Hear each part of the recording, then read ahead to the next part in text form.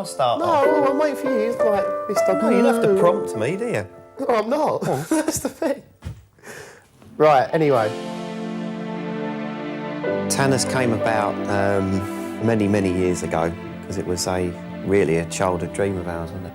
July 1999, to be precise, Christopher. Yeah. 1999, 17th. Etched in our minds for the rest of our lives. 5 covers, 1 no starter, 2 tart, 2 scallops, 1 tag tomato and basil, 1 chicken penne, 1 duck, 1 pan-seared bass with lemon, 1 fillet of prawn. We've been looking for a restaurant site for some time and saw the Preston House, which is a very old building based in Plymouth, English heritage, lots of character, flagstone floors. We walked in and it was crying out for somewhere, you know, for we could do a nice restaurant.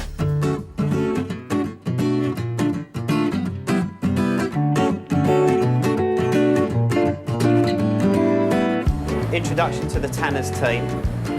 That reprobate you know.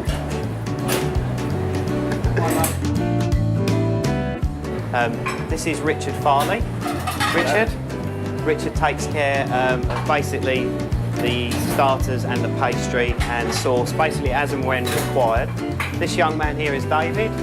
David Keane, top guy. David's one of our apprentices. The boy, Mr. Graham Ledwith. Graham's been a member here of the Kitchen Brigade now for, I think, 4 years? 4 years. For 4 years. Previous to that, Graham worked with me at a local hotel. So all in all, we've done a tour of duty of about 8 years together, so which is quite good, really. Got mains on table 1.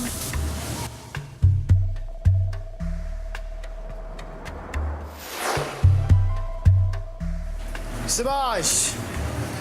2 covers, 1 celery soup, 1 ghost cheese tart, on sweet 1 pork, 1 sole. There's Craig over there, young Craig. You know, talk about when you're kids, like going back years and years, you know, we're going to get this place and blah, blah, blah. And it actually came to where, you know, the opportunity was there. So we sold both cars. You got rid of your Astra, and I got rid of that AX, that Citroen. And Chris already had a flat up in Kent, and that was his kind of like guarantee, if you will, for the finance. Yeah, we use that as a guarantee. But because I didn't have anything, my mum and dad had to guarantee my half. James, we stood for that, didn't we? And then as they were just about to start, they were about 10,000 short, so hence why I've still not got my Rayburn. As you can see. We decided anyway that we'd do it as a family, we'd all do it together. And the boys, right from the start, said it would be 50-50 between Chris and James. And that's carried on, isn't it, really? Yeah. It's,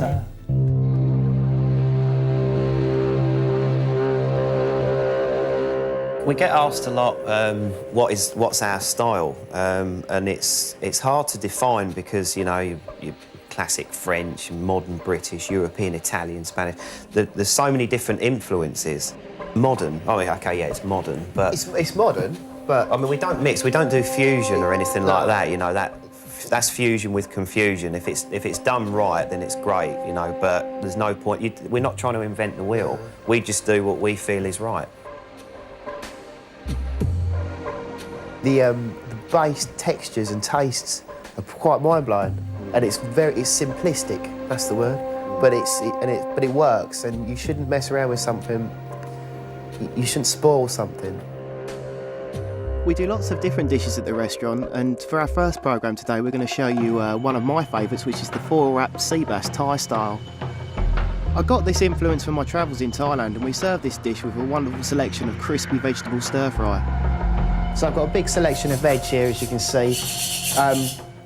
We've got a packet of bean sprouts, also commonly known as mung beans as well. Fresh orange, fresh lemon, a couple of spring onions, just 1 in number chilli, because you don't want it too overpowering. Some selection of different coloured peppers, and a pak choy, which is a Chinese cabbage. And I've also got a little bit of fennel as well. This is optional, but I've got some and I like using it in it as well, and it works really well with fish. So Chris is going to go out with his duck dish in a moment, and that takes a while to start cooking it and preparing it. So I'm just going to start chopping up my veg. I think it's the flavours in this dish, the honey, the 5 spice, that makes it a real winner at the restaurant. I'm I'm using a Gresham duck breast. We've used this for the last 4 years since we've owned the business. I'm going to trim the sides of the duck breast up because they can be quite fatty. Hot pan, little olive oil, cook down nice and slowly. Season the duck up. Good quality sea salt on the top of it, and a tiny little bit of pepper. Okay, now this If Chris wasn't a chef, and if I wasn't in business Hello. with Chris, and he had no inkling towards catering or cooking in any form or kind at all, Christopher will probably work in a call centre because telephones are his life, and he likes to sit there and sit on the phone for hours on end, basically. Well, I stand in front of the hot oven. boneless on Friday would be great if you can, He please. just loves talking to people on the phone. It's Okay. good to talk. That's Chris's little Yeah, slogan. sure, great. Thanks very much. Bye-bye. Yeah, whatever, James. Anyway, put the duck breast in the hot pan away from you. 2 tablespoons of clear blossom honey, 1 tablespoon of soft brown muscovado sugar, half a teaspoon of ground ginger, half a teaspoon of cinnamon, and a good teaspoonful of Chinese 5-spice. See, that's just starting to colour. The potato dish that I'm going to do with the duck is a Rushdie potato. These have been becoming quite popular. Now, we've been doing these for quite a while. I'm going to put a little bit of pancetta through it as well. All I've got is 1 peeled potato, Devon steamer, box grater. We're just going to grate the potato. And once I've finished this has got to go into a bowl, and I'm going to cover it in a little bit of salt. The reason for that is I want to extract all the moisture out of the potato, all the water. Just look at the colour of that. 8 minutes in the pan. I'm going to mix a little bit of salt into the potato, let it rest. Well, while Christopher's potatoes obviously extracting its water, I'm just finishing off the chopped vegetables for our stir fry. So I just got a few more to finish off here. And basically, the key to a good stir fry is cut them all the same size. If you cut them all the same size, they're all going to cook at the same time. So there's red pepper, there's fennel, there's carrots and a little bit of courgette. Any good kind of stir fry, good selection of vegetables. But remember, your bean shoots and your pak choy ends have always got to go in that little bit later. You want that nice crunch coming from them, and that's what a good stir fry is all about. So we got our red chilli. Remember, take the seeds out because they're a little bit too fiery. Chop them nice and fine. You don't want big chunks caught in your teeth, remember. And then for the citrus juice, some nice fresh tangy lemon. Chris, can you pass me a sieve, please? But of course, bruv. Why, thank you, big brother. Obviously, I don't want my pips in there, so just leave that there for a moment. And then we're going to have the juice of 2 fresh oranges. Do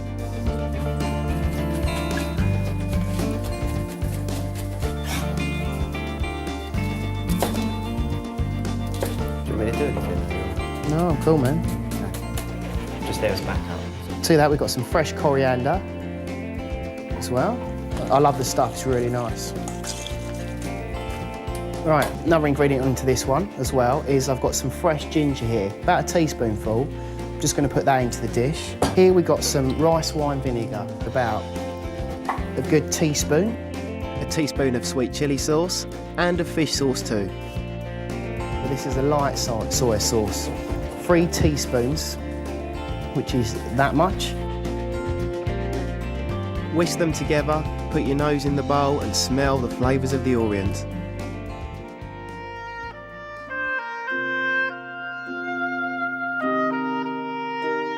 We come from Kent, born and bred in Kent. It's a little village called East Peckham. Everyone thinks that we're from London. It's because like, you might say I talk like that, It's or the you've got that it's the kind of. southeast. But It's just no, it's a southern accent. But we're from actually a tiny little village called East Peckham that's surrounded by Bramley apple trees and the hops, and massive hop, oast houses, hop gardens. And mum and dad just like out in the country. We're country boys, really. Never ever thought that I'd end up down in the West Country. It's so strange. It's just so weird. Never thought I'd end up in the West Country, but it's a nice place to live. It's cool. Look at the site, and it's great. You're right by the city, and at the same time, you're right by the coast. It's great, and the produce is superb. It's a larder. You open the doors, and the larder's on your doorstep. How many people? The West Country is a kitchen. It's just like everything's there. You can, you've got good meats. You've got obviously seafood because you're by the coast. The farmers are brilliant on their local stuff that you can source. And what they grow is seasonal. It's all seasonal stuff, obviously. We're surrounded by a coastline at the West Country and an abundance of wonderful seafood. For this particular dish, I'm using sea bass. Well, you can use cheaper cuts of fish as well. Lemon sole's really good, plaice, or to be honest, just experiment with it. I'm scoring the fish at the moment just to let all of that flavour infuse into the fillet. So I've got a square about 30 centimetres by 30, and all you do is pull up your corners. Notice that I've got the shiny side on the outside, okay? That way, it's not letting, if it was that way round, it would soak up all the heat straight away. This way, it deflects it a bit, it's more of a gentler cooking process. And we're just gonna pinch the corner together, and basically we're gonna make, I suppose it's kind of like a little bag. Like a little Thai temple. There we go, Chris has set it on. We're gonna make a little Thai temple. We dip the bag into some oil, put it straight into a hot pan to get the cooking process going straight away. Some of the chunky bits from our mix, put them straight into the base of our bag.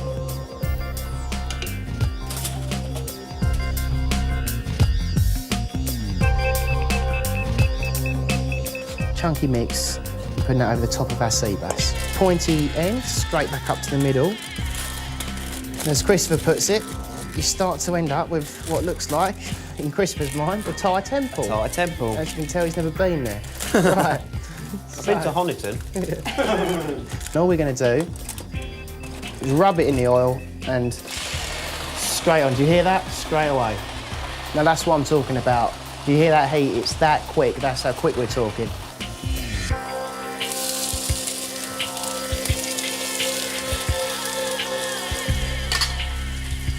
Bit of salt, bit of pepper. Now remember, I'm not putting the bean shoots or the rest of the pak choy into it until the end. So we've got another couple of minutes to go. We've got about 4 minutes left now. And we'll be putting this dish together. So over to Chris.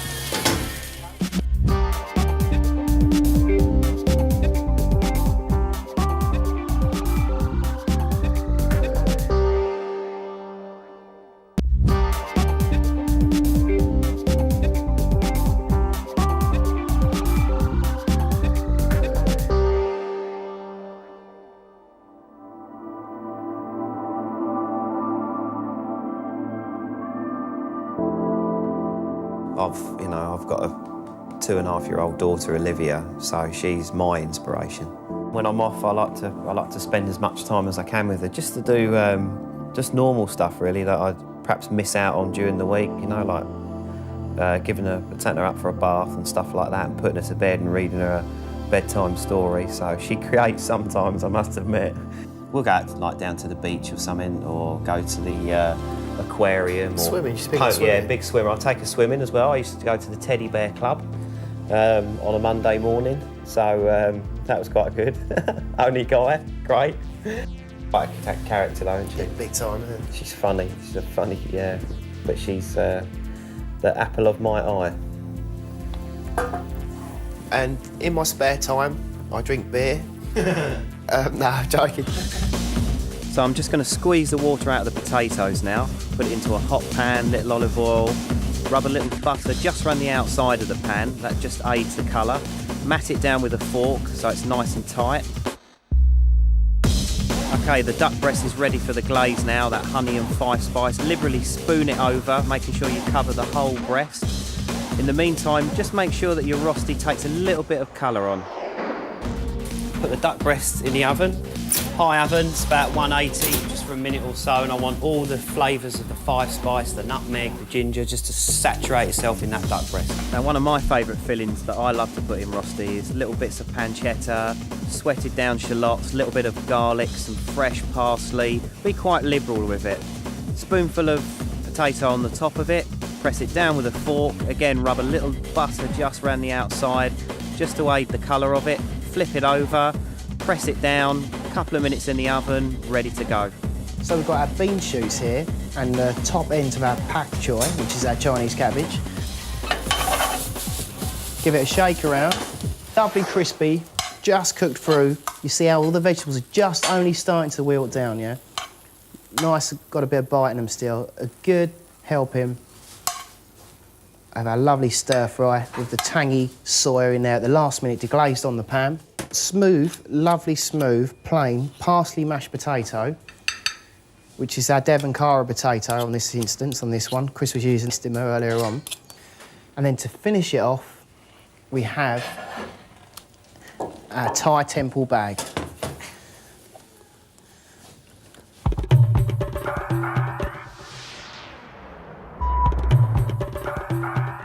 If you wanted to do this dish for a dinner party, for example, say, for 4 people or so, put your bags into the oven on a hot tray for around 12 minutes. Serve it with your creamy potato and your crunchy stir-fry. Okay, the duck's had 3-4 minutes in the oven. It's important to take it out and let it rest. I'm going to serve it on baby spinach, hot pan, a little bit of butter, garlic, hot heat, 2 minutes. This way it really retains the flavour. Okay, I've cooked those from raw, a little bit of olive oil, some rock salt, nice and slowly. Just nice and crunchy.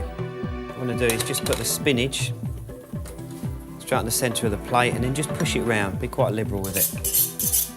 Get a good amount. Rosti potato, the pancetta and shallots, a little touch of garlic in the middle of it. I'm just going to put that just on the off centre of the plate. And I'm just going to cut it into about 5 or 6 strips.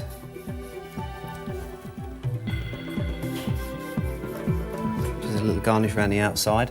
I've just popped those under the grill for 2 minutes, a little bit of rock salt and some olive oil. Superb. Roast Gresham duck breast with honey and 5-spice glaze, rosti potato, asparagus fizz and baby fresh spinach.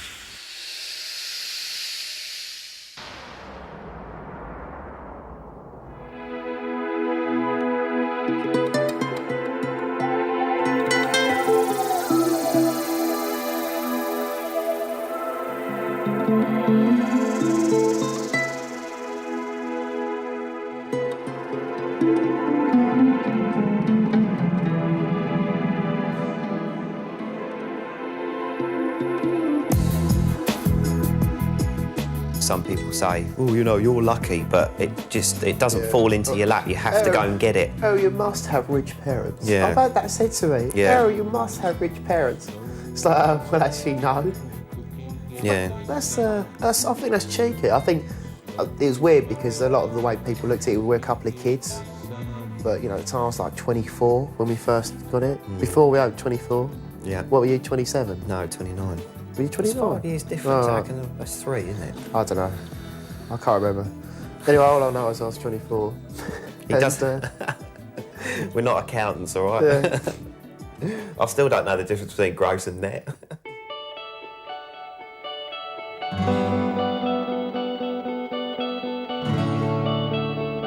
Basically, we just did everything on a real big shoestring and went for it. And it was really quite nerve-wracking.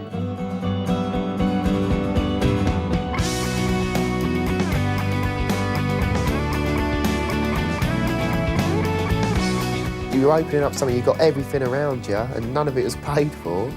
And, you know, you've got your mum and dad. I was thinking of mum and dad and everything because the last thing I could ever do is, you know, is let them down. And you know, they were guaranteeing my half.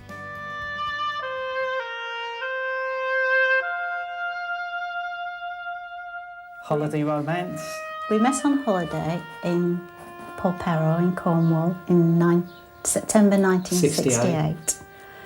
And we were met and married in 6 months. We got married in April 69, simply because Mick lived in the south and I lived in Rochdale in the north. And it was, the train fares were too expensive, so we had to come down.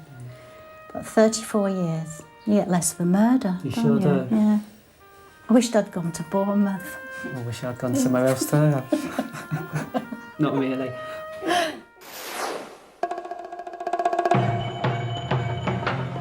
When we first came here on Saturdays, I mean, we're going right to the beginning. We're the only people in the restaurant. Nobody used to come in. We've been the same. And now you can't even get in. We've been turned away now. And how dare they turn us away? We're popular.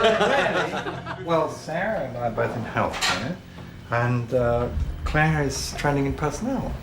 No, I'm not actually.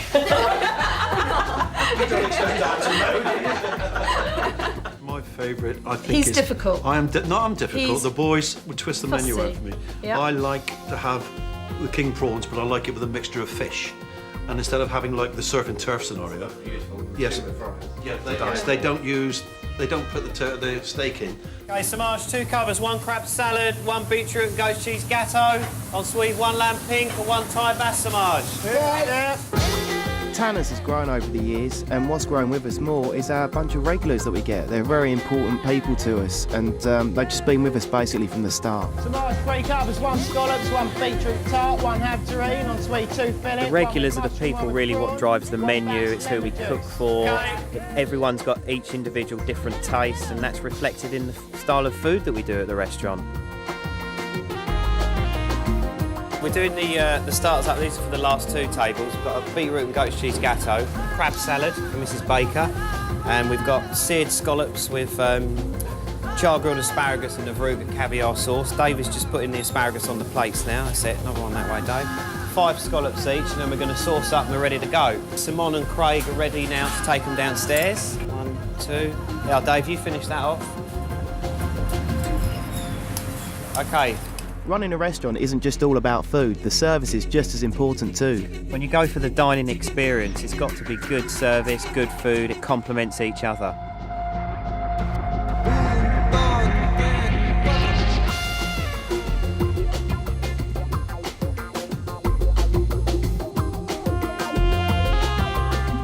This is one of the special dishes that we do actually for our regulars. Hand-seared salmon, garlic prawns resting on the top. I've got steamed grill, and I'm just about to go to my steamer and get you out some turbo that's going to go there. Finish it off, a baby Thai bass. Graham, you give me some parsley. Some fish juices, natural fish juices with garlic butter from the prawns, finished with lemon, rock salt and fresh parsley. Early night for us to get out, it's normally around midnight, and the only place really you can get a beer that time of night is the casino, so we like to go occasionally, don't we, James? We go down there occasionally, yeah, grab ourselves a beer and maybe have a little flutter. 12:30. It's nice to get out. Yeah, I know. It was a busy day with too many more of them. A long day. Yeah. But it went all right. It's good. The regulars loved it. Yeah, it was cool. And boys are good. Graham's got off. Michelle's getting ready to pop. I wonder soon. what time are they finishing?